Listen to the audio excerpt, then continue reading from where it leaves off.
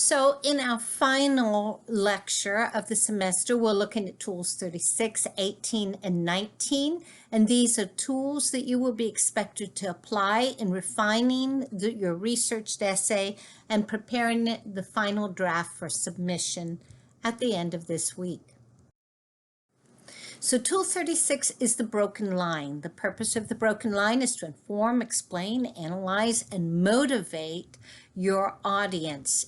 All of these things are done within the context of telling a story.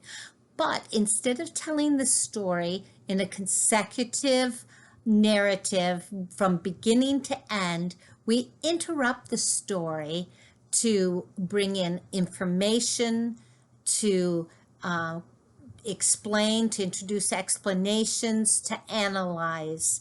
The story itself is being used to motivate the audience.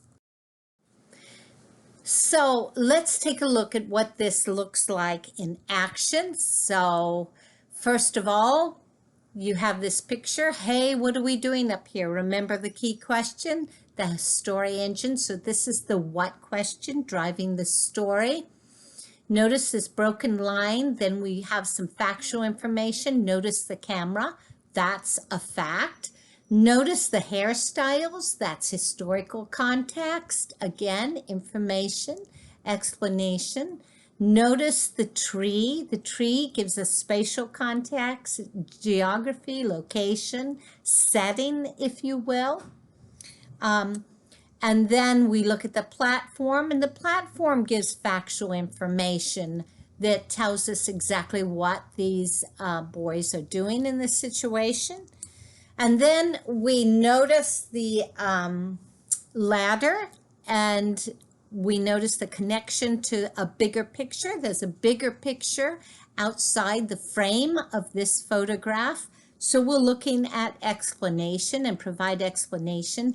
And finally, connecting all of these elements, we analyze. So what are they doing up here?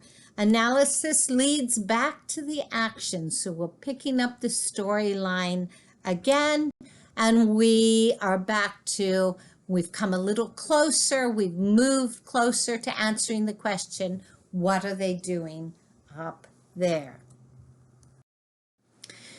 So here's another example. So here's the broken line. And the important thing, when you use the broken lines, you're going between stories. So you don't tell the whole story. You might introduce the beginning to the story and lead to that internal cliffhanger in your introduction, and then go back and explain or develop historical context. And then go back and pick up a little more on the story and then end with the story. So here's the broken line. The important thing to remember about the broken line is that all the parts must serve the same purpose. Whatever it is you're wanting to do in your audience, whatever effect you want, whatever you are writing so that they will take this away with them, every part, whether you're giving information, whether you're giving analysis, whether you're putting another piece of the story into place, everything must serve that purpose and move that purpose forward to its realization. So don't lose the big picture. What does that broken line mean? It means, what is it? What does it feel like to have a broken heart? Your portfolio exercises. So your first set of portfolio exercises, there are two parts to each of the two portfolio exercises. The first one focuses on tool 18, which is just a very practical tool focused on the length of your sentences. So to begin this, part A, you choose a favorite nonfiction work, select 20 sentences. These sentences must be consecutive and they cannot include dialogue or quotes. So you're going to have to find some kind of essay or nonfiction work. Count the total number of words in those 20 sentences and then divide by 20. So you have the average number of words per sentence that the author, the writer of that work, is using.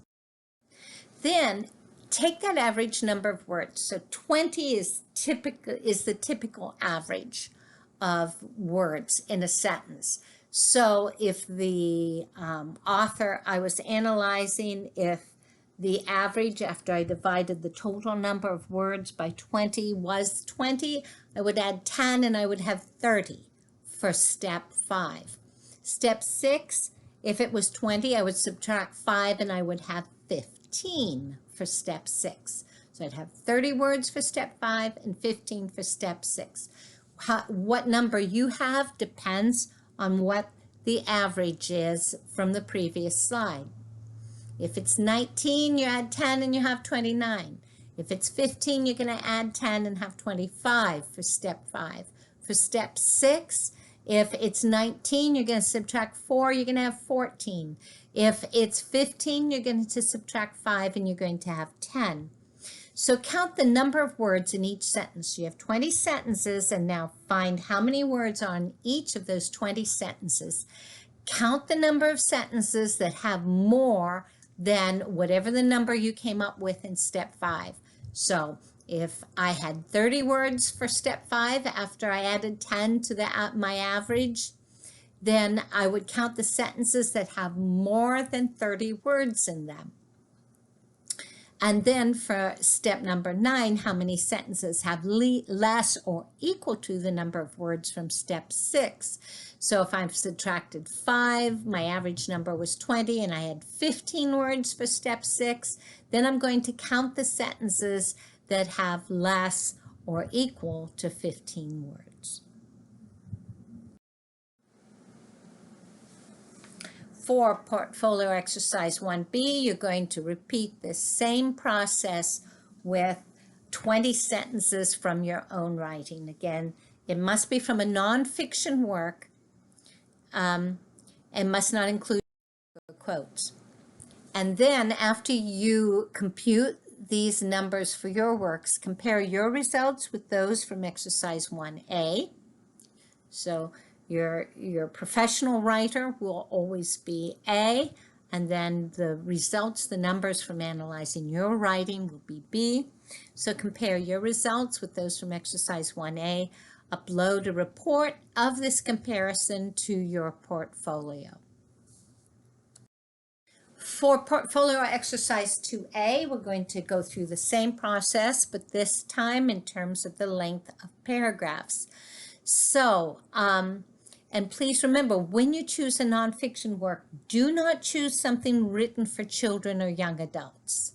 This will not work if you choose a work that is written for children or young adults. It must be a favorite nonfiction work for adult readers. Select 5 paragraphs. They must be consecutive. They cannot include dialogue or quotes. You can use the same excerpt you used when you analyzed the 20 sentences. Count the total number of sentences, divide by 5 to find the average sentences per paragraph. Then go ahead and add 5 to the average number of those sentences, and then subtract 3 from the average number of the sentences.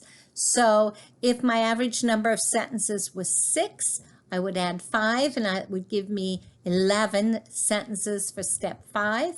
If the average number of sentences, after I computed them, was 6, I would subtract 3, and I would have 3 sentences. Count the number of sentences in each of those 5 paragraphs, and then how many paragraphs have more than the number of sentences in step 5, then your average plus the 5 sentences, and how many paragraphs have less or equal to the number of sentences from step 6. Again, for exercise 2B, go through and do the same process for 5 paragraphs from one of your essays, preferably from this semester. The paragraphs must be consecutive and they cannot include dialogue or quotes. So find those numbers for you. Then compare your results with those from exercise 2A and upload a report of the comparison to your portfolio. And finally, in your portfolio, reflect a little bit about the similarities and differences and on what your findings show about how you are already using these tools of sentence length and paragraph length. And that's it for today's class, and we will see you guys on Wednesday.